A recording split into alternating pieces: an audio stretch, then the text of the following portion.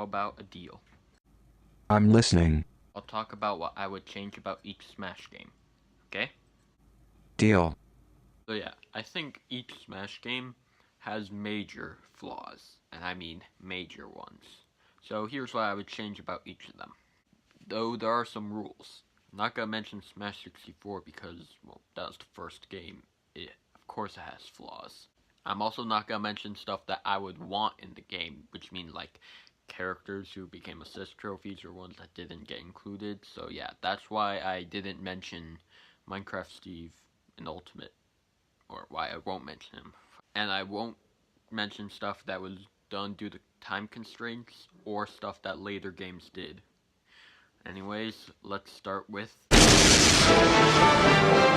Smash Brothers Melee!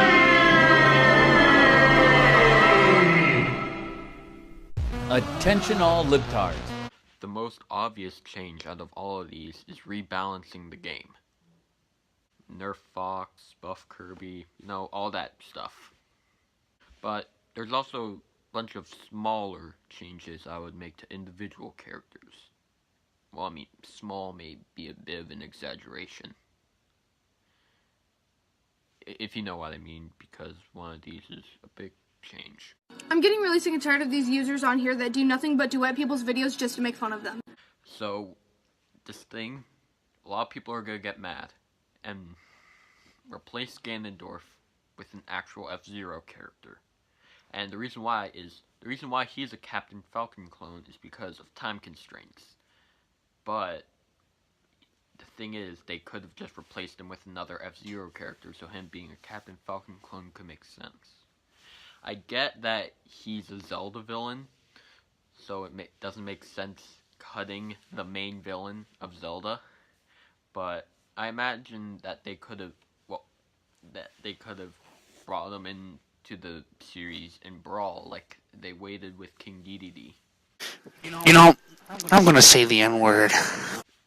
Young Link using some of the adult Link stuff from Ocarina of Time instead of the weapons from Majora's Mask makes no sense, like, whatsoever. And it would be cool if some of his alts gave him different weapons, like maybe his maybe his red and green his green and red colors would give him the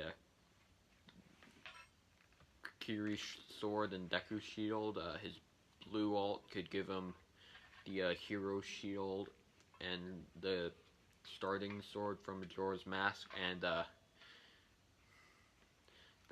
then maybe his white color can give him like that prototype sword from Majora's Mask and the mirror shield, and then his black alt can give him the mirror shield from Majora's Mask, but also that like super sword. What was it called again? Hold on. Okay, so yeah. What I meant by like prototype sword was Razor Sword, and then the black alt can give him the Gilded Sword. Pizza time. Now, I get that he had it in 64, but Adult Link never used the boomerang in Ocarina of Time. And I get that that's like a big Zelda item, but this isn't a Link of all Links. This is Ocarina of Time Link.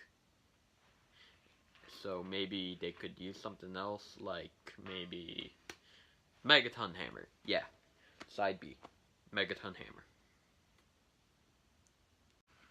And the same thing with his ults, as I mentioned with Young Link. Maybe normal red, like the main costumes, like the red, green, and blue, the ones that were in Ocarina of Time could have the main Master Sword and Hylian Shield, but then maybe his black and white ults could replace it with the Mirror Shield. Mr. Game & Watch. Make all of his L cancels. Make all of his aerials L cancelable. You fucked up my face. Kirby. Why can you jump out of his... I mean, I get making it so you can't jump out of his grabs would be broken, but every other character, you can't... In Brawl, you couldn't jump out of the Ganon side. You couldn't Smash 4 either. So why can you jump out of Kirby, but not Ganondorf? I say make it so you can jump out of...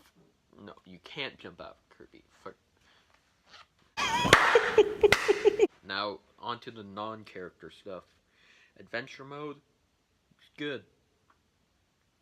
Too many just regular battles. I would prefer it if they had more like adventure stages, like in the Mushroom Kingdom and Legend of Zelda. Maybe most of the stages could have like could have a adventure like stage, like maybe the Kirby level can have you going through Dreamland, yada yada yada. Alright, now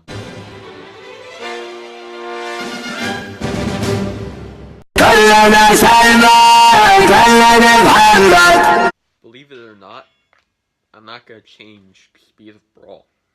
I think each Smash game having their own speed works, because then you could say, oh, Brawl is a game for beginners. Melee is a good game for experienced players. Smash 4 is right in the middle. Ultimate is also for experienced players. But you do need to get rid of tripping. Don't need it. And also update the art style so it doesn't look like vomit. Character changes. Wario. Add an inhale to his neutral B, like Smash 4 did with the custom move, so that it references Wario World. Why is Rob's Final Smash just that? Give him like something that's a reference to his games. Yet none of his moves are a reference to his games, but stagey changes. Mushroomy Kingdom. Why does it look like vomit? Why? Hand and bow.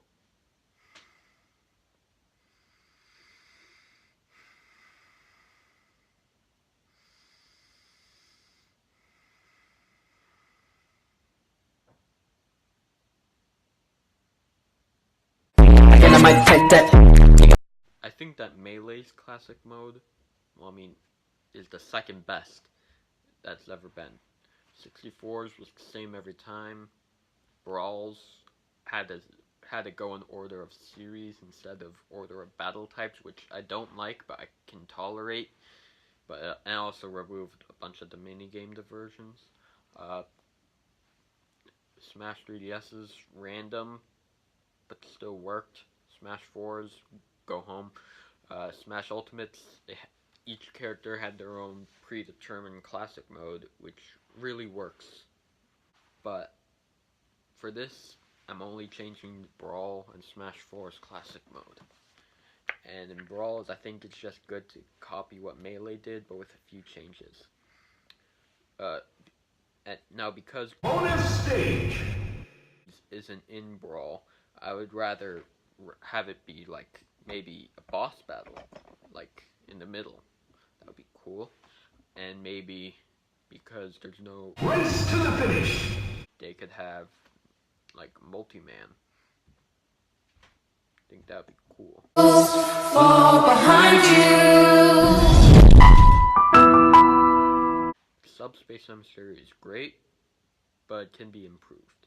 It's one of the few instances where originality is a bad thing.